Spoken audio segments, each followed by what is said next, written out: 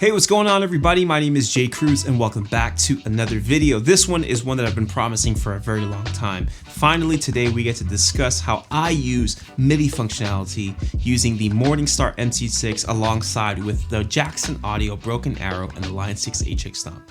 It's quite the intro.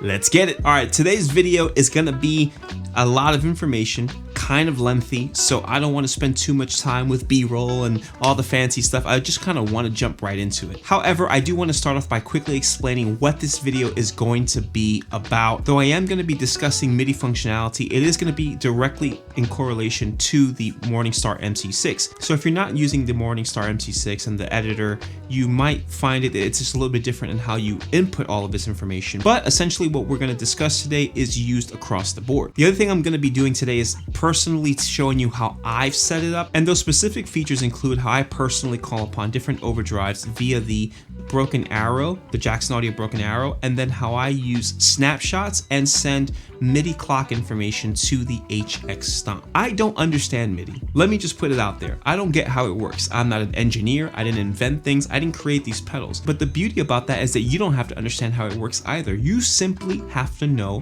what to put in where. The way I look at this is it's sort of like data entry, right? As long as you have the information, you know where to put it, you're just gonna put it there. So my hopes for this video is to actually make you feel a little bit more comfortable with MIDI. If you're anything like me, you were scared to jump into it because it felt and seemed intimidating. But as long as you're not worried about trying to understand how it works and simply know that it works and just put the information where it goes, you're fine. So I'm gonna be using the 5-pin MIDI option out of the Morningstar MC6 into the Line 6 HX Stomp MIDI in, and then I'm gonna be using the expression out, the TRS expression out into the Broken Arrow so that I can communicate to those pedals, you know, the way they need to be communicated to. All right guys, let's quickly jump into it. I have my pedal board right here. I'm also going to be showing you some of my computer screen grabs so you can see how I'm using the Morningstar editor and also calling upon the manuals of the Broken Arrow and the Line 6 HX Stomp in order to understand what goes where. Because like I said, I don't understand it, but they've already figured it out. So we're just going to simply take what they already figured out and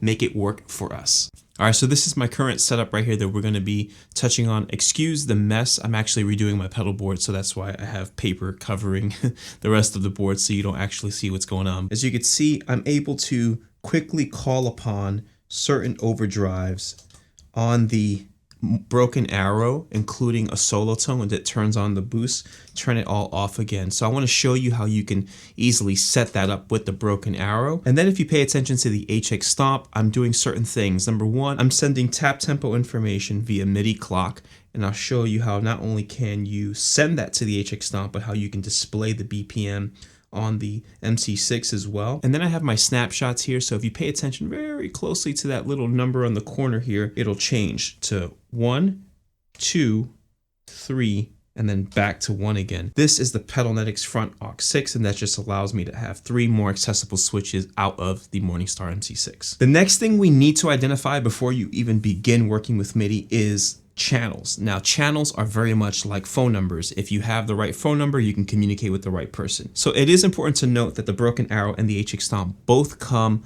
out of the box ready to communicate via MIDI via channel 1. And so that's going to be a problem for us. This pedal is a little more difficult to change the channel to, so I'm going to show you how to do it very quickly on the HX Stomp. If you've never done this, it's quite simple. First thing you're going to do is press both of the page buttons. That takes you to a global menu.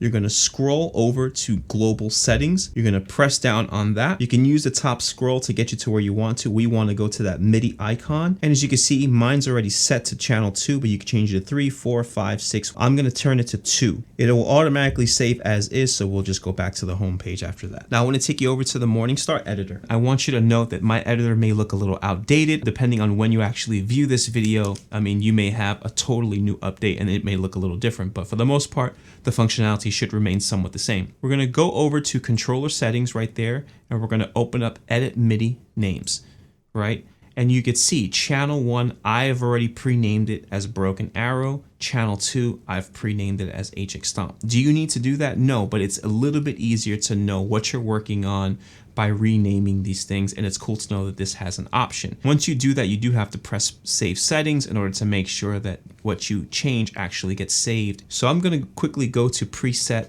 L, which is my gain 1 here. I'm going to name it gain 1 on the short name. The short name is the name that will show up on the screen of the Morningstar MC6 itself. The long name is what actually shows up when you switch on the switch. Now we're going to send a series of messages in order to actually get this functionality to work. I want to turn on the blue overdrive at 25% for my stage 1 gain. So we're going to start with sending the first message to actually turn on the pedal. I highly recommend that you open up the manuals for your products here. So for example, this is the manual for the broken arrow. I also already have the preset, the manual for the HX Stomp, so that we can know what the MIDI messages are and the CC messages, because like I said, this is just pure data entry right now, right? The action is we're going to do a press action. And then the type of change, we're going to send a control change, which is a CC change essentially. For our CC number, we're going to refer to our manual. The manual tells us that CC1 is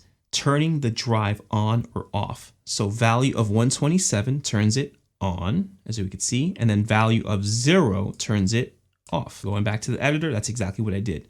CC number 1, and then value 127. And then we're going to tell it to send it to the broken arrow, right? Our channel number 1, not channel number 2. So that is just going to turn the pedal on, but that's not good enough because that would just simply turn on the broken arrow at wherever we left off. We don't want that. We want it to turn on a specific overdrive. So that's when we go to message 2. Message 2, we're going to do the same action, press, and then control change.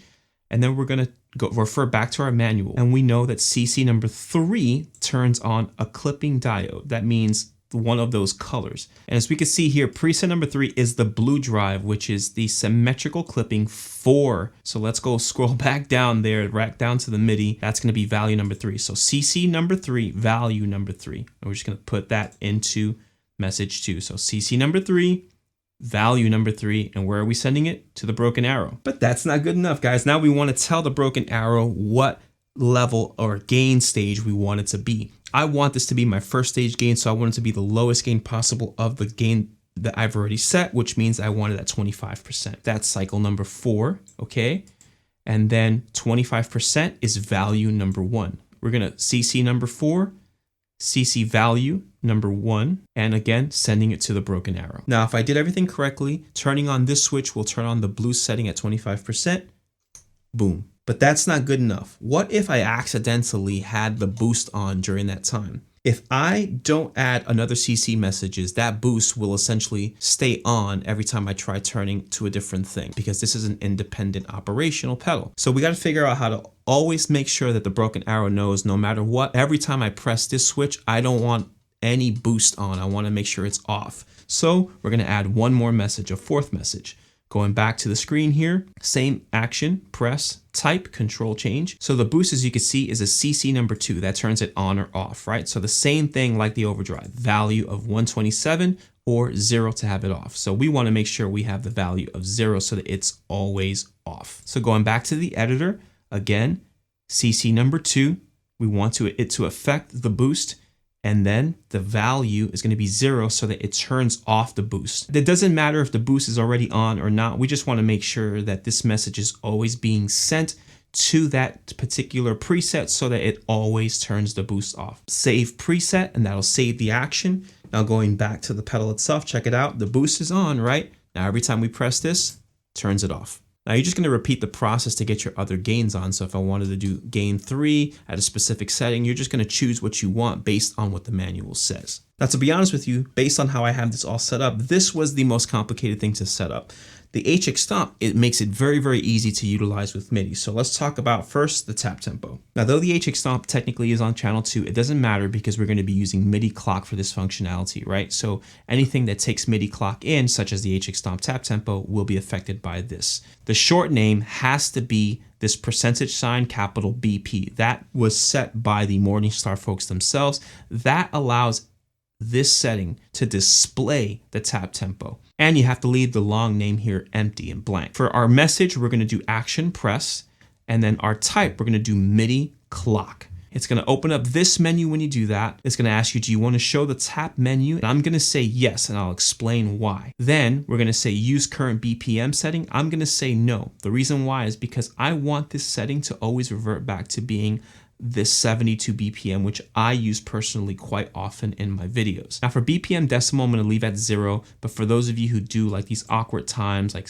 72.5 type tempos, you might want to mess with this for your particular settings, but I'm going to leave it as is, which is kind of standard. Of course, we press save. Now, as you can see, going back to the MC6 here, it's displaying 72 BPMs. What happens when I press that tempo button? This page now takes me to an alternate setting page. I can start tapping information, so we can press this and change tap tempo information just like that, and then we can exit and it'll remain the same, or we can actually go to page 2, and page 2 allows us to dial in the BPM to the exact BPM that we needed.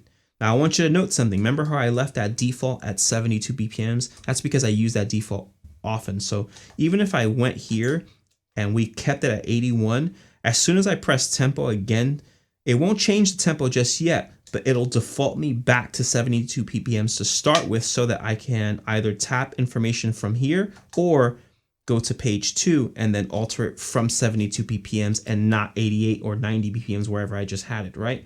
That's just a default that I personally like. You don't have to have that. It's just my personal preference. Now let's talk about the snapshots here, like I talked about before, being able to switch between snapshot 1, 2, and 3. Let's set up snapshot 1 really quickly. Let's refer to the manual of the HX Stomp. In this section right here, which is CC number 69, it refers to snapshot selects. So the value of 0 will turn on snapshot 1.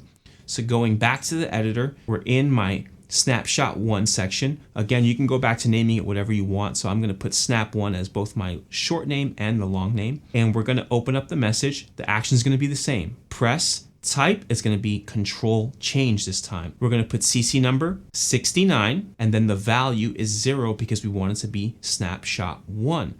Then, of course, we got to make sure we send this message to the right place, and that is to HX Stomp. So now if we go back to the HX Stomp here, if I have it on snapshot 2 or 3, as soon as I press this snapshot, boom, it goes back to 1. And then we can repeat the process for 2 and 3 as well. Guys, thank you so much for watching this video. Please leave a comment in the comment section below. If I did something wrong or said something wrong, correct me down there so other people can understand it. Also, if you have tips and tricks and things that you do with MIDI that you want to leave down there for other people to, you know, get ideas from, definitely, please, let's communicate. Let's help each other out in the comment section below. While you're down there, please do all of the things that help this channel grow, such as liking the video, subscribe to the channel if you haven't done so, hit the bell notification icon so you get an alert every single time I upload a video. You can check out the description box with some of the affiliate links that I have down there, as well as donate to the channel directly in multiple ways, and one of those ways is using the thanks feature that YouTube now includes in all of my videos. Thanks again for watching, and until next week.